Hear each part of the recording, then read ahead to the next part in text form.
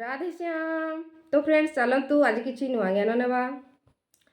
ଯୋଗେଶ୍ୱର ଏଠାରେ ଚତୁର୍ଥ ଥର ବ୍ରାହ୍ମଣ, କ୍ଷତ୍ରିୟ, ବୈଶ୍ୟ ଓ ଶୂଦ୍ରଙ୍କ ଚର୍ଚ୍ଚା କରିଛନ୍ତି। ଦ୍ୱିତୀୟ ଅଧ୍ୟାୟରେ ସେ କହିଲେ ଯେ କ୍ଷତ୍ରିୟ ନିମନ୍ତେ ଯୁଦ୍ଧ ବ୍ୟତୀତ କଲ୍ୟାଣ କରିବା ପାଇଁ ଅନ୍ୟ କୌଣସି ରାସ୍ତା ନାହିଁ। ତୃତୀୟ ଅଧ୍ୟାୟରେ ସେ କହିଲେ ଯେ ସ୍ୱଧର୍ମରେ ନିଧନ ଶ୍ରେୟସ୍କର ଓ ଚତୁର୍ଥ ଅଧ୍ୟାୟରେ ସେ ସଂକ୍ଷେପରେ କହିଲେ ଯେ ଚାରି ବର୍ଣ୍ଣର ରଚନା ମୁଁ ହିଁ କରିଛି। ତେବେ କ'ଣ ମନୁଷ୍ୟକୁ ଚାରି ଜାତିରେ ବାଣ୍ଟିଛନ୍ତି? ନାହିଁ, ଗୁଣ କର୍ମ ବିଭାଗତ ଗୁଣର ଆଧାର ଦ୍ୱାରା ମନୁଷ୍ୟକୁ ଚାରି ଶ୍ରେଣୀରେ ବିଭକ୍ତ କଲେ। ଶ୍ରୀକୃଷ୍ଣ ଅନୁସାରେ କର୍ମ ଏକମାତ୍ର ଯୋଗ ପ୍ରକ୍ରିୟା ଅଟେ। ଅତଃ ଏହି ଯଜ୍ଞକୁ ସମ୍ପାଦନ କରୁଥିବା ବ୍ୟକ୍ତି ଚାରି ପ୍ରକାର ଅଟନ୍ତି। ପ୍ରବେଶ କାଳରେ ଏହି ଯଜ୍ଞ କର୍ତ୍ତା ଶୂଦ୍ର ଅର୍ଥାତ୍ ଅଳ୍ପଜ୍ଞ ହୋଇଥାଏ। କିଛି କରିବାର କ୍ଷମତା ଆସିଗଲା ପରେ, ଆତ୍ମିକ ସମ୍ପତ୍ତିର ସଂଗ୍ରହ ହେଲା ପରେ ସେହି ଯଜ୍ଞକର୍ତ୍ତା ବୈଶ୍ୟ ହୋଇଯାଇଥାଏ। ଏଥିରୁ ଉନ୍ନତ ହେଲା ପରେ ପ୍ରବୃତ୍ତିର ତିନି ଗୁଣକୁ କାଟିବାର କ୍ଷମତା ଆସିଗଲା ପରେ ସେହି ଯଜ୍ଞ କର୍ତ୍ତା କ୍ଷତ୍ରିୟ ଶ୍ରେଣୀର ସାଧକ ହୋଇଯାଇଥାଏ ଏବଂ ଯେତେବେଳେ ଏହି ସାଧକ ସ୍ୱଭାବରେ ବ୍ରହ୍ମରେ ପ୍ରବେଶ ହେଉଥିବା ଯୋଗ୍ୟତାମାନ ଆସିଯାଇଥାଏ, ତେବେ ସେହି ଯଜ୍ଞକର୍ତ୍ତା ବ୍ରାହ୍ମଣ ହୋଇଯାଇଥାଏ। ଯୋଗ୍ୟତାମାନ ଆସିଯାଇଥାଏ ଯେବେ ସେହି ଯଜ୍ଞକର୍ତ୍ତା ବ୍ରାହ୍ମଣ ହୋଇଯାଇଥାଏ।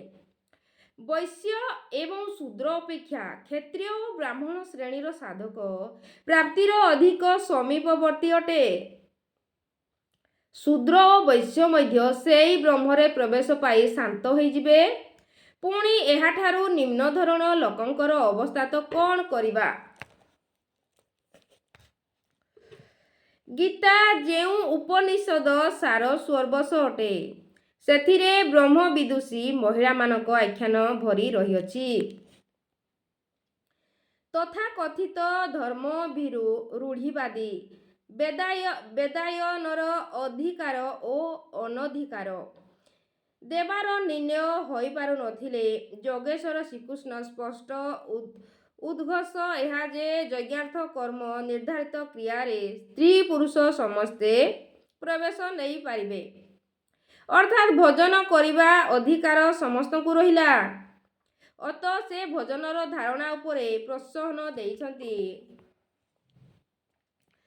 ମନ୍ମନା ଭବ ମଦ୍ଭକ୍ତ ମଦ୍ୟାଜୀ ମାମସ୍କୁରୁ ମାମେ ବୈଶିଷ୍ୟ ୟୁକ୍ତିବମାତ୍ମନ ମତ ପରାୟଣ। ହେ ଅର୍ଜୁନ, ମୋ ଠାରେ ହିଁ ମନଯୁକ୍ତ ହୁଅ। ମୋ ବ୍ୟତୀତ ଅନ୍ୟ ଭାବନା ମନରେ ଯେପରି ନ ଆସୁ। ମୋର ଅନ୍ୟର ଭକ୍ତ ହୁଅ ଓ ଅନବରତ ଚିନ୍ତନରେ ଲାଗି ରୁହ। ଶ୍ରଦ୍ଧା ସହିତ ମୋର ହିଁ ପୂଜା କର ଏବଂ ମୋତେ ହିଁ ନମସ୍କାର କର। ଏହିପରି ମୋର ଶରଣରେ ଆସି ଆତ୍ମାକୁ ମୋ ଠାରେ ଏକି ଭାବରେ ସ୍ଥିର କରି ତୁମେ ମୋତେ ହିଁ ପ୍ରାପ୍ତ ହେବ, ଅର୍ଥାତ୍ ମୋ ସହିତ ଏକତା ପ୍ରାପ୍ତ କରିବ।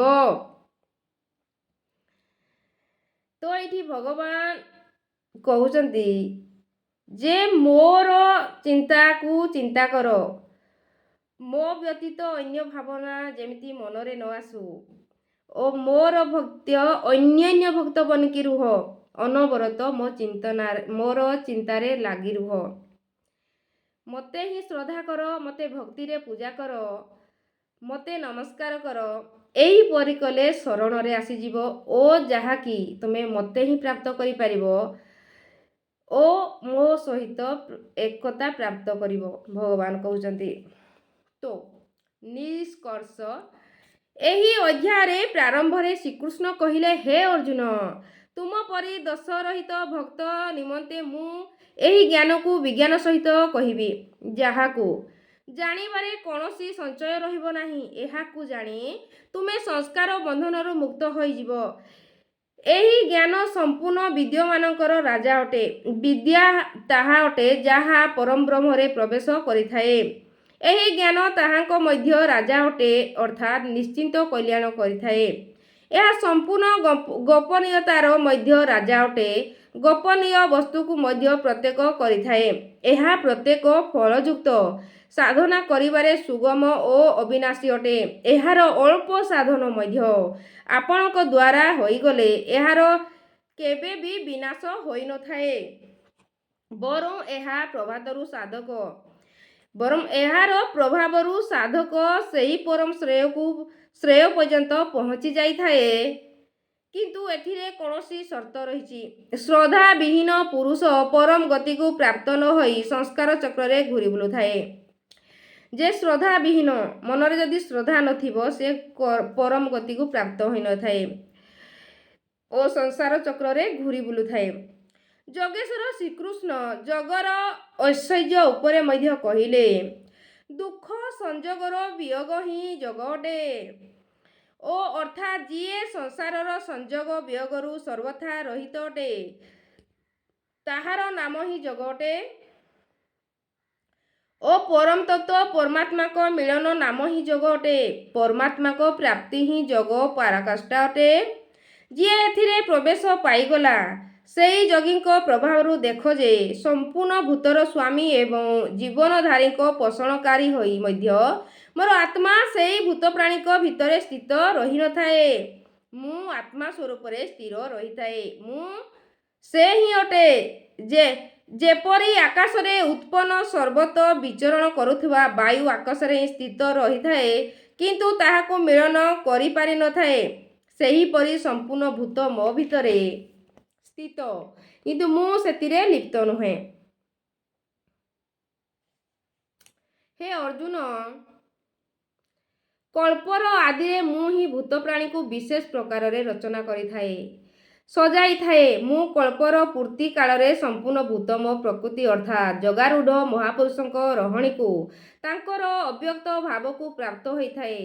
ଯଦ୍ୟପି ମହାପୁରୁଷ ପ୍ରକୃତିକୁ ଊର୍ଦ୍ଧ୍ୱରେ କିନ୍ତୁ ପ୍ରାପ୍ତି ପଶ୍ଚାତ୍ ସ୍ୱଭାବ ଅର୍ଥାତ୍ ସ୍ୱୟରେ ସ୍ଥିତ ରହି ଲୋକ ସଂଗ୍ରହ ନିମନ୍ତେ ଯେଉଁ କାର୍ଯ୍ୟ କରିଥାନ୍ତି ତାହା ସେମାନଙ୍କ ଏକ ରହଣୀ ମାତ୍ର। ଏହି ରହଣୀର କାର୍ଯ୍ୟ କଳାପକୁ ସେହି ମହାପୁରୁଷଙ୍କ ପ୍ରକୃତି ଏହି ସମ୍ବୋଧିତ କରାଇଛନ୍ତି।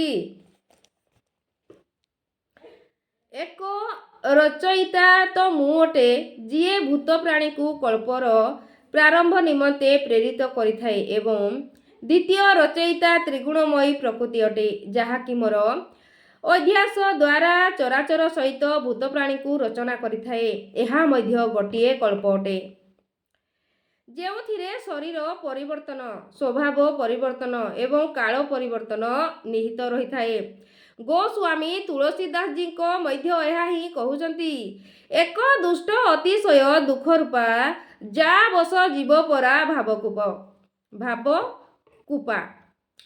ପ୍ରକୃତିର ଦୁଇଟି ଭେଦ, ବିଦ୍ୟା ଓ ଅବିଦ୍ୟା। ପ୍ରକୃତିର ଦୁଇଟି ଭେଦ ଅଛି, ବିଦ୍ୟା ଓ ଅବିଦ୍ୟା। ଏଥିରେ ଅବିଦ୍ୟା ଦୁଷ୍ଟ ଅଟେ ଓ ଦୁଃଖ ରୂପ ଅଟେ, ଯେଉଁଥିରେ ବିନାଶ ହୋଇ ଜୀବ ଓ ଭବକୂପରେ ପଡ଼ିଥାଏ, ଯାହାଦ୍ୱାରା ପ୍ରେରିତ ହୋଇ ଜୀବକାଳ କର୍ମ, ସ୍ୱଭାବ ଏବଂ ଗୁଣ ଘେରାଉଥିଲେ ଆସିଯାଇଥାଏ। ଅନ୍ୟଟି ବିଦ୍ୟା ଓ ମାୟା, ଯାହାକୁ ଶ୍ରୀକୃଷ୍ଣ କୁହନ୍ତି ମୁଁ ରଚନା କରିଥାଏ। ଗୋସ୍ୱାମୀଙ୍କ ଅନୁସାରେ ପ୍ରଭୁ ରଚନା କରିଥାନ୍ତି। ଏକ ରଚଇ ଯୋଗ ଗୁଣବଶ ଯାକେ ପ୍ରଭୁ ପ୍ରେରିତ ନାହିଁ ନିଜ ବଳ ତାକେ। ଏଇଠି କହୁଛନ୍ତି ଯେ ମାୟା ଜଗତ ରଚନା କରିଥାଏ, ଯାହାର ଆଶ୍ରିତ ଗୁଣ ସମୁଦ୍ର ରହିଥାନ୍ତି। କଲ୍ୟାଣକାରୀ ଗୁଣ ଏକମାତ୍ର ଈଶ୍ୱରଙ୍କଠାରେ ରହିଛି। ପ୍ରକୃତିରେ ଗୁଣ ହିଁ ନାହିଁ, ତାହା ତ ନଶ୍ୱର, କିନ୍ତୁ ବିଦ୍ୟାରେ ପ୍ରଭୁ ହିଁ ପ୍ରେରକ ହୋଇ ତାହା ରଚନା କରିଥାନ୍ତି। ଏହିପରି କଳ୍ପ ଦୁଇ ପ୍ରକାର ରହିଛି। ଏକ ତ ବସ୍ତୁର ଶରୀର ଓ କାଳର ପରିବର୍ତ୍ତନ କଳ୍ପ ଅଟେ, କିନ୍ତୁ ଏହି ପରିବର୍ତ୍ତନ ପ୍ରକୃତିରେ ହିଁ ମୋର ଅଭ୍ୟାସ ଦ୍ୱାରା କରିଥାଏ। କିନ୍ତୁ ଏହାଠାରେ ମହାନ୍ କଳ୍ପ, ଯାହାକି ଆତ୍ମାକୁ ନିର୍ମଳ ସ୍ୱରୂପ ପ୍ରଦାନ କରିଥାଏ, ତାହାର ଶୃଙ୍ଗାର ମହାପୁରୁଷ କରିଥାନ୍ତି। ସେମାନେ ଅଚେତ ଭୂତମାନଙ୍କୁ ସଚେତ କରିଥାନ୍ତି। ଭଜନର ଆଦି ହିଁ ଏହି କଳ୍ପର ପ୍ରାରମ୍ଭ ଅଟେ ଏବଂ ଭଜନର ପରାକାଷ୍ଠା କଳ୍ପର ଅନ୍ତ ଅଟେ। ଯେବେ ଏହି କଳ୍ପ ଭାବରୋଗକୁ ପୂର୍ଣ୍ଣ ନିରୋଗ କରି ଶାଶ୍ୱତ ବ୍ରହ୍ମରେ ପ୍ରବେଶ ସ୍ଥିତ ହୋଇଯାଏ, ସେହି ପ୍ରବେଶ କାଳରେ ରୋଗୀ ମୋର ରହଣି ଏବଂ ମୋର ସ୍ୱରୂପକୁ ପ୍ରାପ୍ତ ହୋଇଥାନ୍ତି। ପ୍ରାପ୍ତି ପଶ୍ଚାତ୍ ମହାପୁରୁଷଙ୍କ ରହଣି ହିଁ ତାଙ୍କର ପ୍ରବୃତ୍ତି ଅଟେ। ତ ଏଇଠି ଆମେ ଭିଡ଼ିଓକୁ ରଖିବା। ଆଗକୁ ପୁଣି ପଢ଼ିବି ମୁଁ, ଆପଣମାନେ ଶୁଣିବେ ଭଗବାନ କେଉଁ ଜ୍ଞାନ ଦେଉଛନ୍ତି। ଭିଡ଼ିଓ ଯଦି ପସନ୍ଦ ଆସିଛି ଲାଇକ୍ ସେୟାର ସବସ୍କ୍ରାଇବ୍ ଆପଣମାନେ ନିହାତି କରିବେ। राधे श्याम। आप सबका मंगल हो।